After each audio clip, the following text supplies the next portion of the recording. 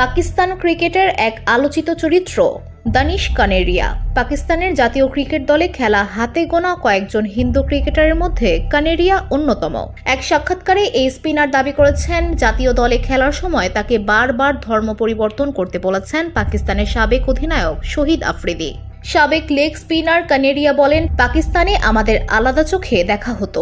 আমার ক্যারিয়ার শেষ করে দেওয়া হয়েছিল, কখনো আমাকে সম্মান দেওয়া হয়নি। আলাদাভাবে দেখা হতো বলে এখন আমি আমেরিকায় থাকি। বসুন্ধরা, উত্তরা, বনশ্রী, কুড়িল ও বাড্ডা সহ রাজধানীর বিভিন্ন স্থানে অভিজাত ও অত্যাধুনিক মানের ফ্ল্যাট কেনার এক নির্ভরযোগ্য প্রতিষ্ঠান প্লেজেন্ট প্রপার্টিজ লিমিটেড। তাই আপনার স্বপ্নের আবাসনের জন্য আজই যোগাযোগ করুন। Pleasant properties limited, where destiny matches eventually।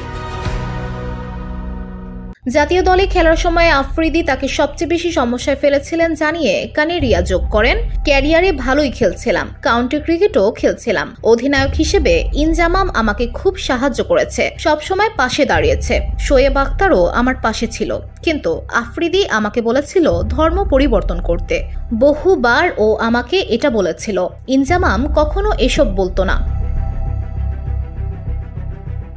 পাকিস্তানের স্পিনারদের মধ্যে এখনও টেস্টে সবচেয়ে বেশি উইকেটের মালিক Kaneria.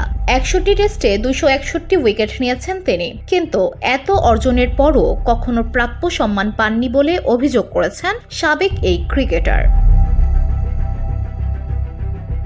VOD Bangla news desk.